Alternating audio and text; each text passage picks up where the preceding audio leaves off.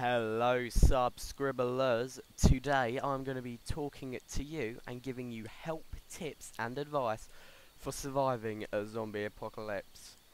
Okay, so let's say you're at home, you're watching the news and let's say there's been a cure.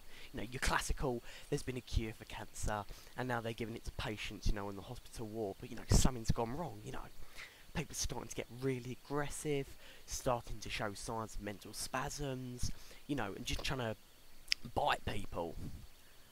Well, if you are, somebody who watches zombie films, you're probably going to be like, it's going to be a zombie apocalypse. Oh.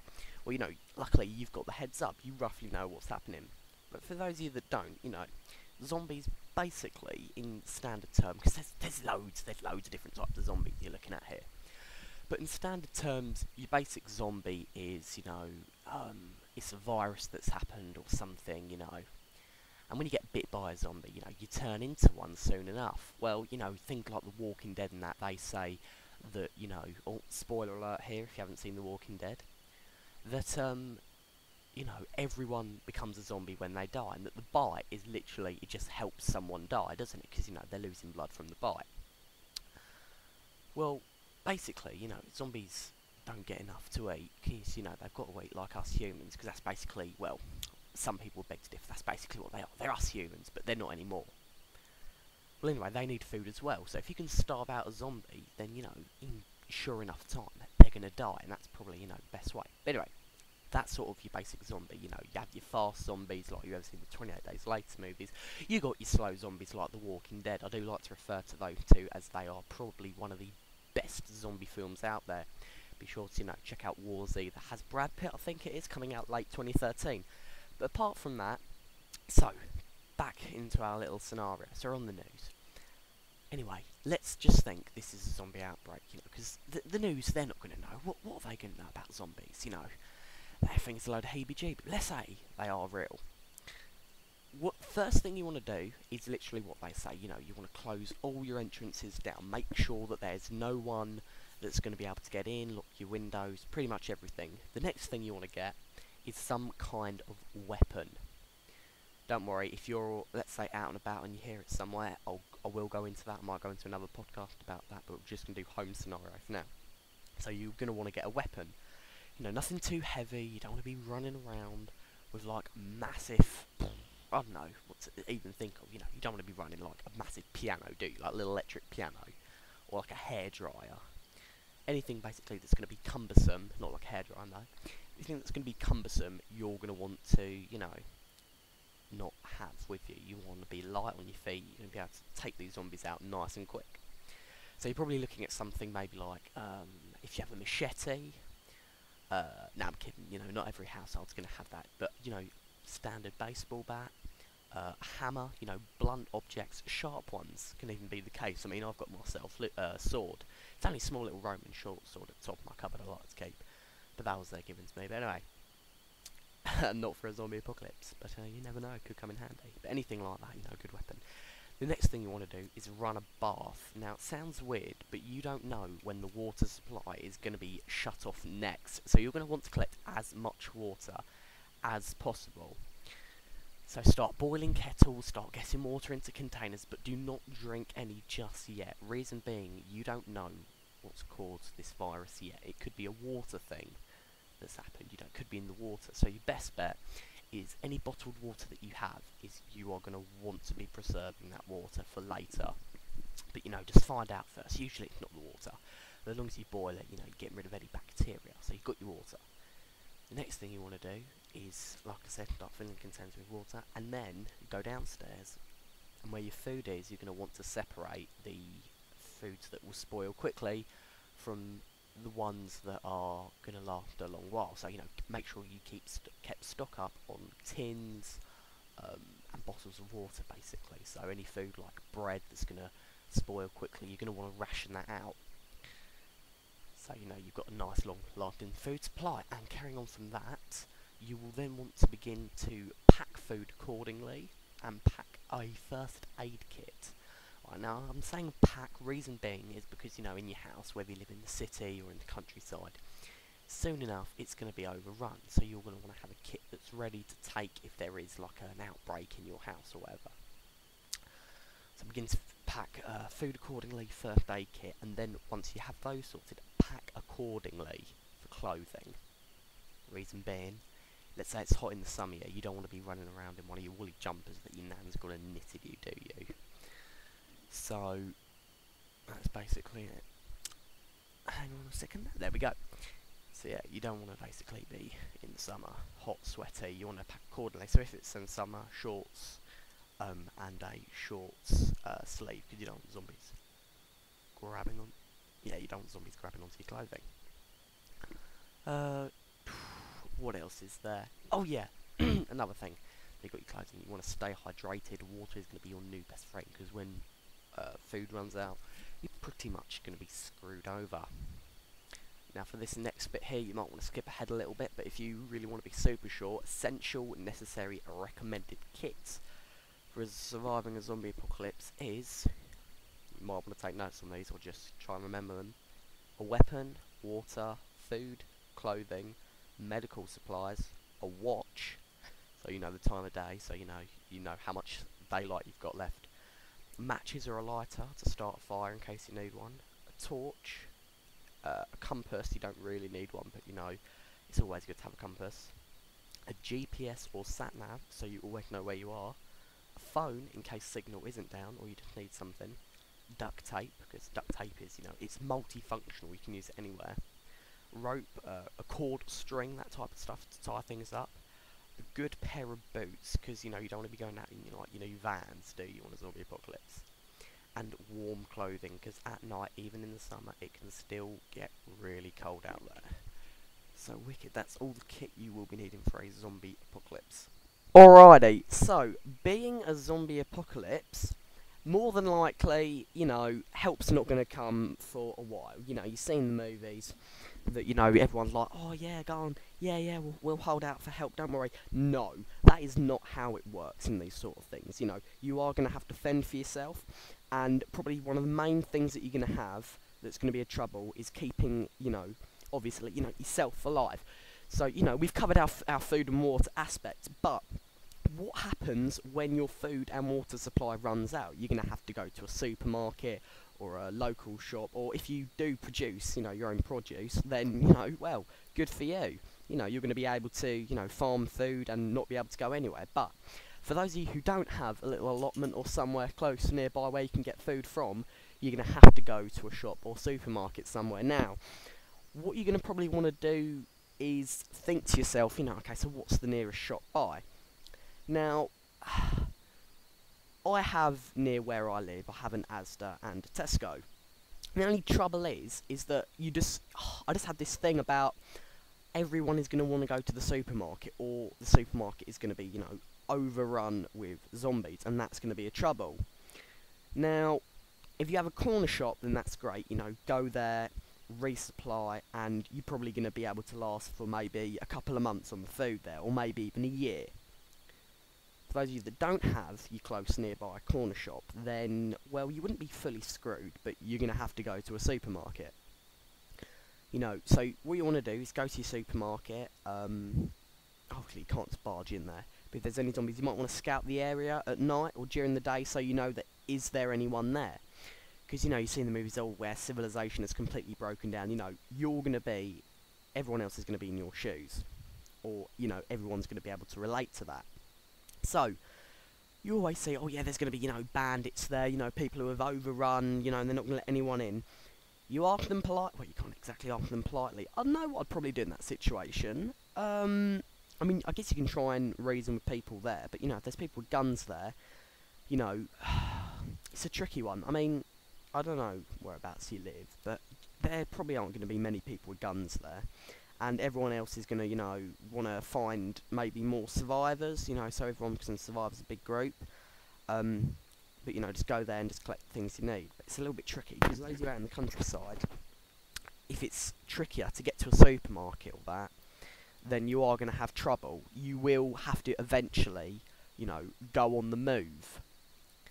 Now, what are you going to do? What do you mean by, well, go on the move? Well, there will come a time, or maybe not, where you are going to have to pack up and go. You're going to have to move out because your home's been overrun.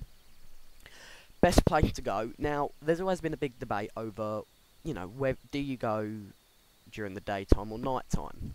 Well, you go in the night, you aren't going to be able to see that well, but you know, zombies and that, it's unlikely that they're going to see you, and that people are like, oh yeah, well they come out at night. No, they don't. They're always all around. So your best bet to go day or night, I don't know. You know, it's your decision. Whatever you think is right. I mean, would I go during the day? I don't know. Maybe at night. Maybe, you know. You just need to make sure that you know what you think is best for you. And you're going to want to move out. You're going to want to go to... people escape to the countryside for a zombie apocalypse because they probably think it's going to be safe. You know, not many zombies there. More the city sort of areas is where it's going to be more populated. You will have to eventually, or maybe not, go to a city or some sort of town, so you can resupply or find some more survivors. So, just a tricky one really. You move out, you know, during the day. You want to pack lightly, you know, maybe just a backpack full of things, of essentials, you know, those things that I've listed. You may want to keep that handy. But you know, you're on the move all the time. Maybe not all the time. You can set up a good base somewhere, but you know, you want to sort of stay on your feet.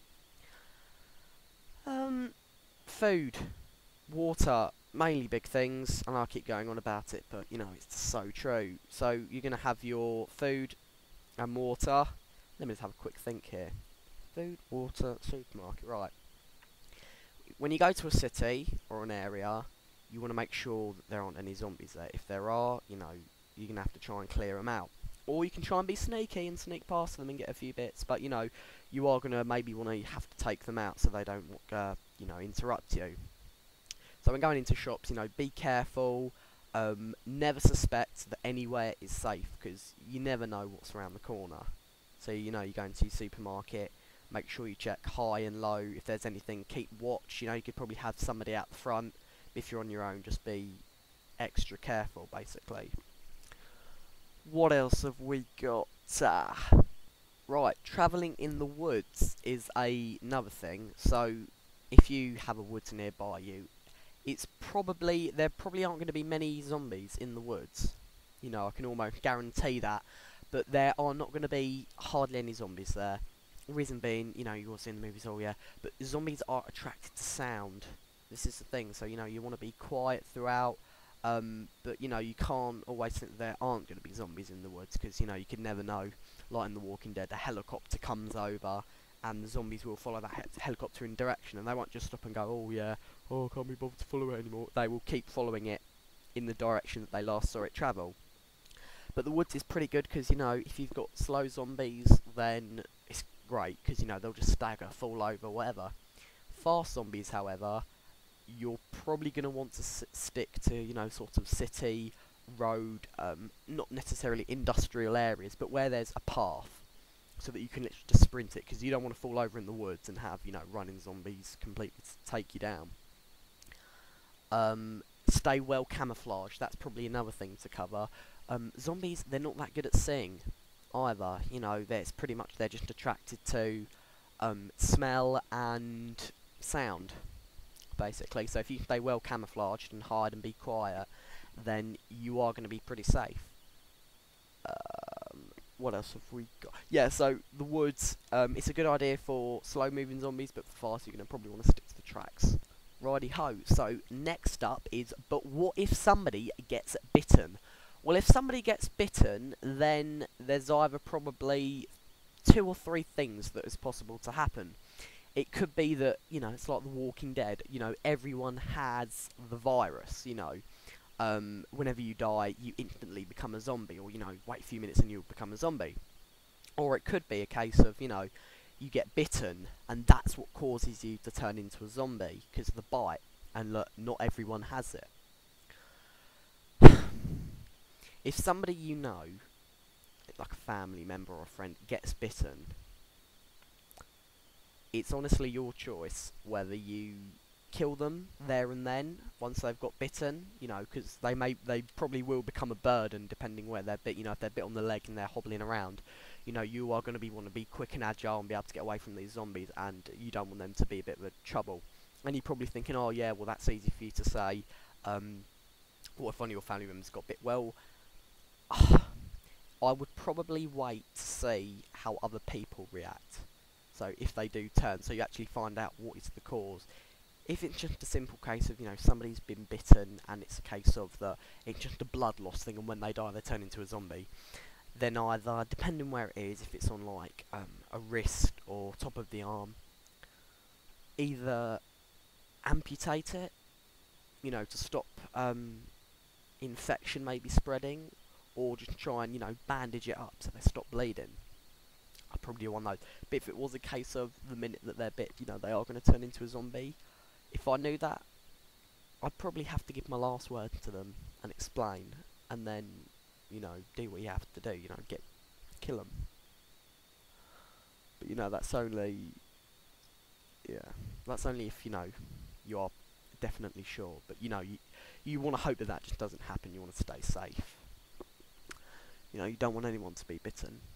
Okay, some good tips are, zombies cannot climb. You got your fast ones, then yeah, maybe, but your classical sort of slow moving zombie, they cannot climb. Yeah, they can, they can get upstairs. But if you climb up somewhere onto high ground where there's no ladders or stairs, they will not be able to get to you. They cannot climb, they cannot pull themselves up, they'll literally just have their arms wailing in the air.